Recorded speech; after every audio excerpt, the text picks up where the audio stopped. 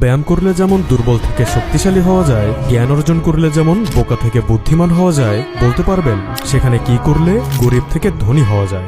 উত্তর সহজ, asset build করলে।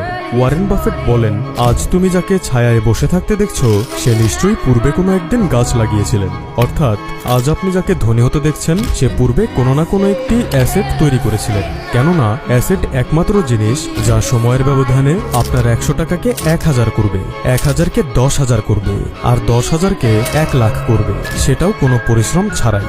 অর্থাৎ অ্যাসেট তৈরি করলে আপনি ধনী হতে পারবেন, গোপালের মতো ভুরিভোজ করে নাকে সরষের তেল দিয়ে ঘুমিয়ে ঘুমিয়ে।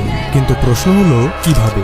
উত্তরে যাওয়ার আগে আমি আপনাদের একটি ছোট্ট ডার্ক মানি সিক্রেট সম্পর্কে বলতে চাই, যা অত্যন্ত কূটকৌশলের সাথে যুগের পর যুগ ধরে আমাদের থেকে গোপন করা হয়েছে।